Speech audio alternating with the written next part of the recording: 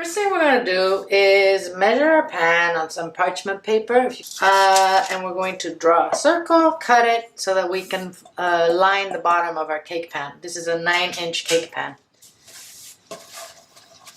Next we're going to put our parchment paper in, and I'm going to butter the paper. As always, I will give you grams of this on the printed recipe, which by the way you can always find under the video.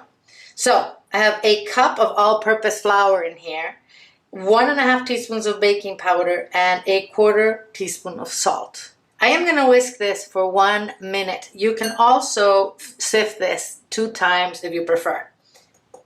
So I have 5 egg yolks in this bowl. The eggs were large and at room temperature. I am going to beat these for 2 minutes. I'm going to add 3/4 cups of sugar to this. And now I'm going to beat this for 3 minutes. I'm going to add 1/3 cup of whole milk and 1 teaspoon of vanilla extract. So now we're going to mix this for 1 minute. We're going to set this aside, and I am going to wash my beaters. We are now going to beat our 5 egg whites. I'm going to start beating this, and when it starts getting frothy, I'm going to add 1/4 cup of sugar, and then I'm going to beat the egg whites until I have soft peaks. Like this. I'm going to add about 1/3 of my flour to this. I'm going to whisk it in until it's all mixed in. Notice that this cake has no oil, no butter, and that is because we want it to be a nice sponge, because we're going to add all the milks to it. We need the cake to absorb it all. So now I'm going to add about 1/3 of my egg whites. And I'm going to softly fold this in. Now another 1/3 of flour. We whisk that in. Another 1/3 of egg white. The remainder of our flour. And the rest of our egg white.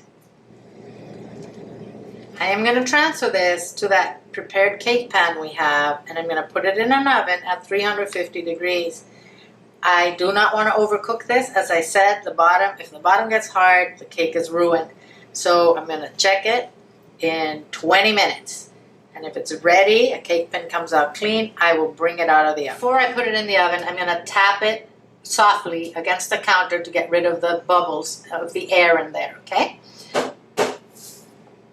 This is ready. I'm just going to run a knife around the edges here. We have a nice sponge here.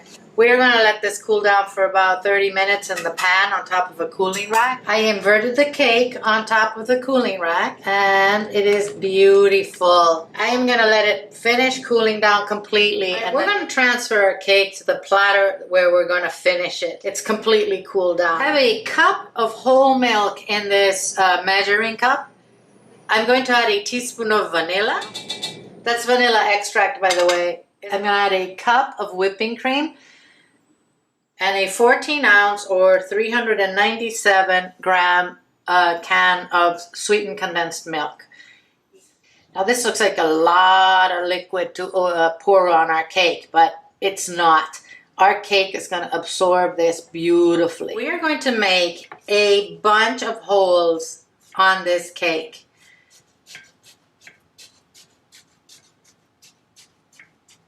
Go all the way to the bottom. Now we're going to slowly pour this over the cake. We're going to wait for it to absorb a little bit, and then we'll continue.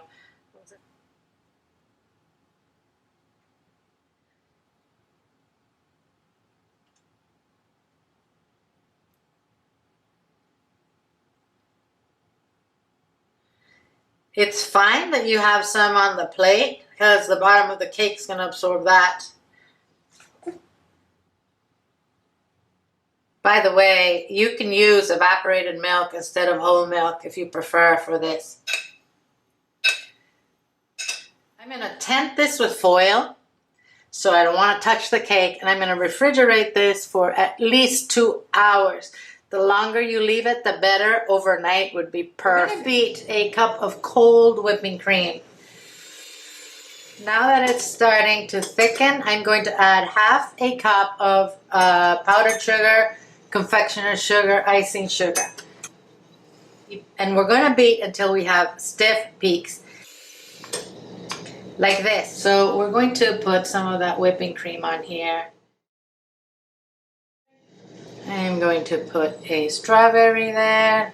I think I'm going to leave it like that. I'm just going to put sliced fruit around it, but I really like it like that. This is exquisite. I'm telling you, look at that. Oh, so moist. Oh.